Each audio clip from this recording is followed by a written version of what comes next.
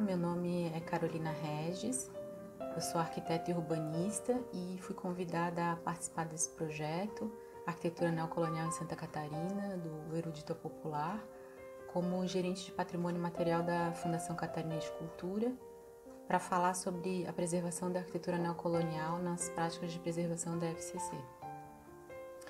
A Fundação Catarinense de Cultura, ao longo dos anos, realizou inventários, concretizou a proteção legal e realizou também pesquisas sobre a arquitetura neocolonial no estado.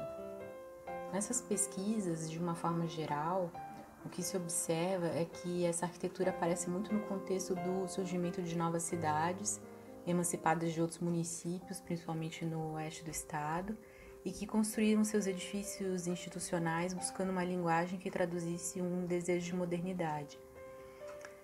A arquitetura desse período também aparece em cidades mais antigas, que passaram por um crescimento urbano como resultado do período modernizador da Era Vargas e nos novos ciclos econômicos em Santa Catarina no período. O neocolonial no estado vai aparecer muito também na arquitetura não erudita, em exemplares residenciais, muito apoiado nas revistas da época que apresentavam plantas prontas de projeto nesse estilo arquitetônico. Essas pesquisas se refletem um pouco nos inventários e nos tombamentos realizados na FCC. Então, essa exposição sobre as ações realizadas pela Fundação será feita em 3 partes. Primeiro, os inventários. Segundo, os processos de tombamento em andamento. E terceiro, uma pesquisa de um conjunto neocolonial no estado.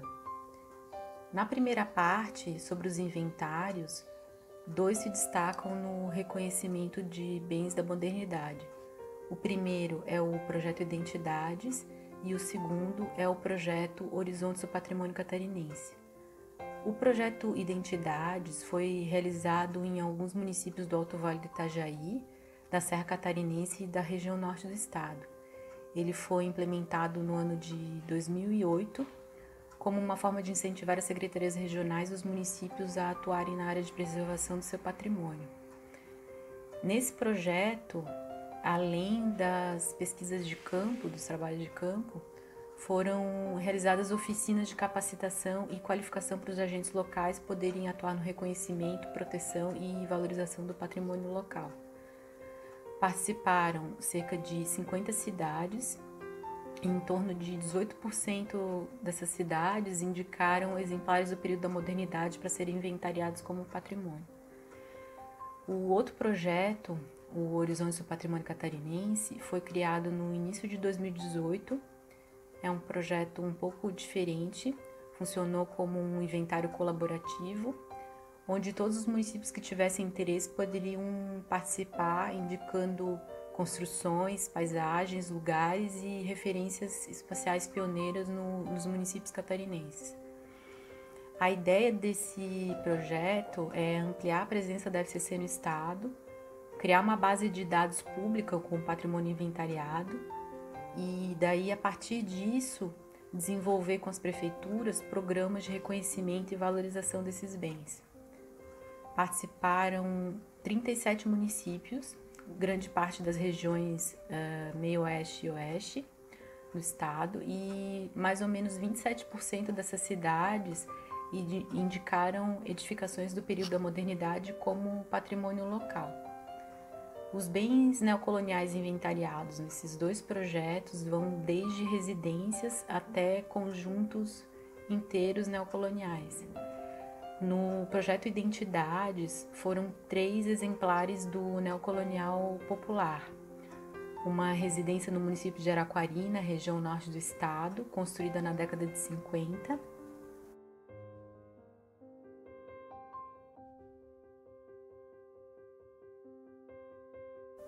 A antiga casa paroquial, que foi construída por volta de 1942 no município de José Boatê, na região do Alto Vale do Itajaí.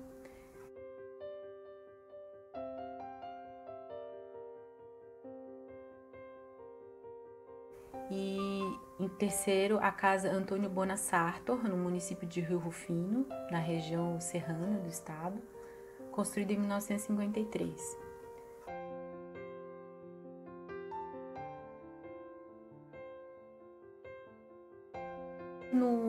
projeto Horizontes do Patrimônio Catarinense, foram inventariados 2 conjuntos.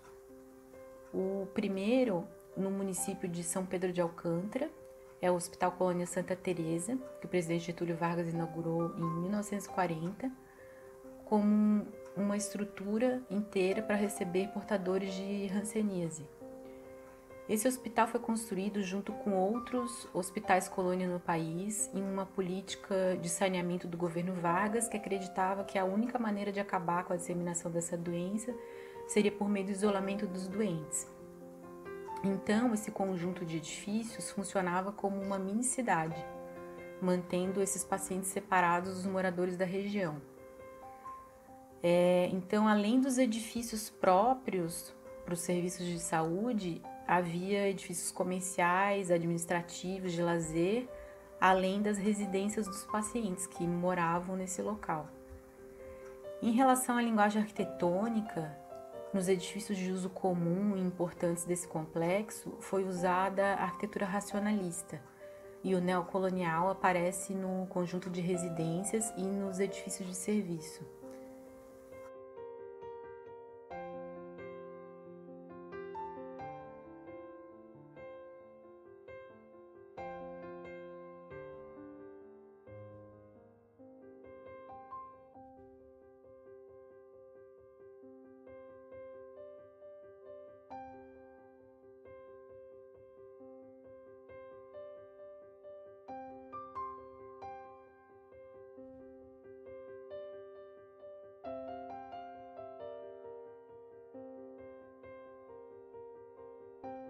O outro é o conjunto arquitetônico industrial Vila Fiorita, construído no início dos anos 40 no município de Siderópolis, na região sul do estado.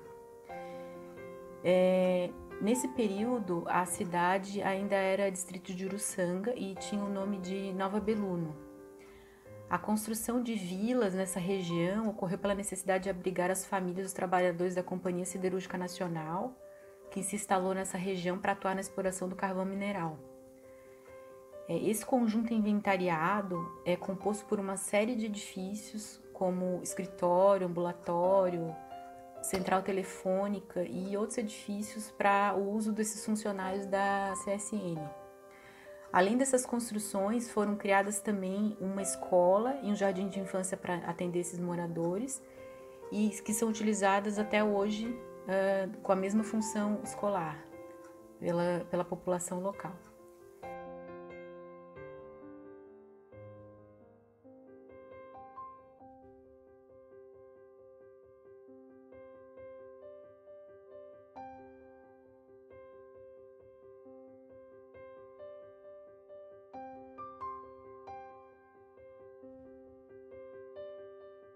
A segunda parte, sobre os tombamentos de exemplares neocoloniais na FCC, hoje existem 2 edificações em fase de instrução técnica, já com tombamento provisório.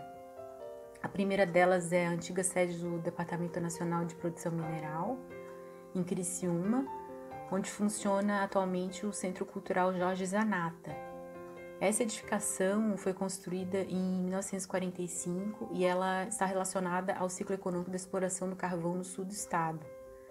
É um edifício implantado em um grande lote arborizado, elevado em relação à rua, e o acesso de pedestre até a casa é feito por uma escadaria em pedra até a varanda frontal.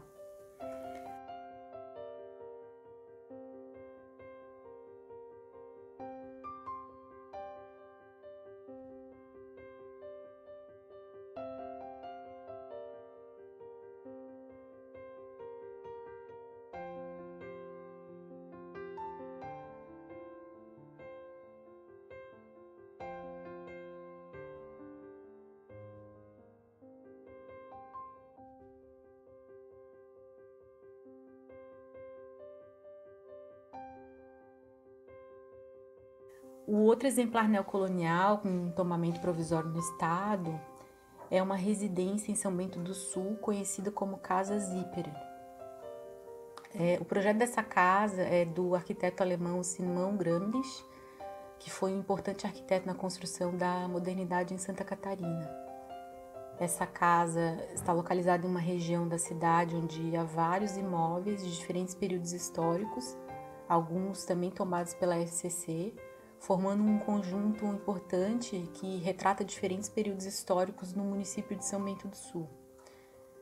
A gente pode observar nessa residência elementos comuns da arquitetura neocolonial, como a entrada com verga em arco pleno, com pedras incrustadas como elemento decorativo, o óculo vazado, o telhado com beiral e telha cerâmica, além das janelas com venezianas.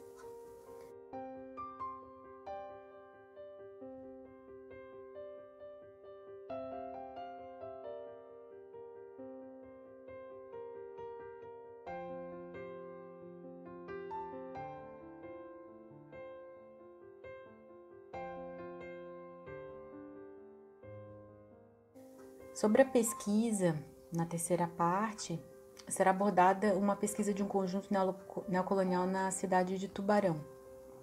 É o conjunto da Vila dos Engenheiros, onde hoje está instalado o Paço Municipal.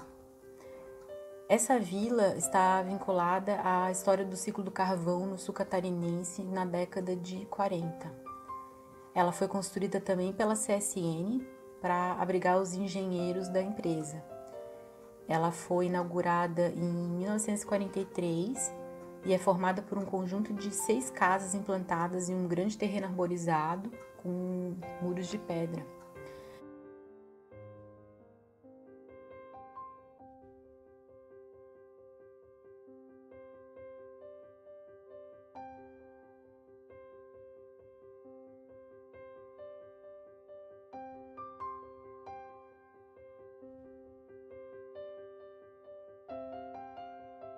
As unidades apresentam uma diversidade de elementos típicos do estilo neocolonial e também alguns estilemas importados típicos do Mission Style.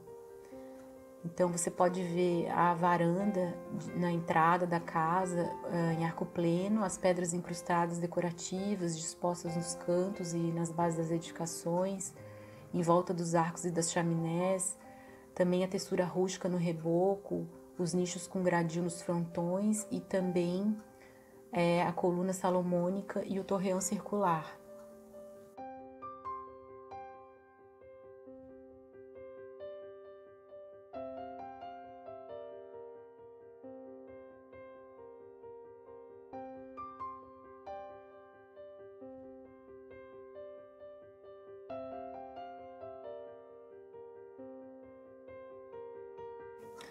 Bom, desse resumo das práticas da FCC em relação ao patrimônio arquitetônico neocolonial, pode-se refletir que ainda há muito a ser feito, sobretudo nas cidades criadas nesse período de construção dessa arquitetura, já que parte desse patrimônio está relacionada à história da fundação desses municípios.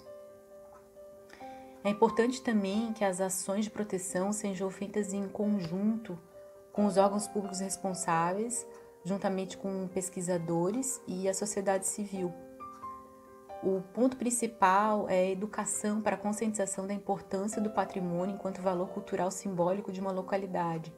E nesse sentido, esse projeto é muito interessante e importante como vetor do conhecimento sobre a arquitetura neocolonial catarinense e a sua importância enquanto representante de um período da história e cultura do Estado.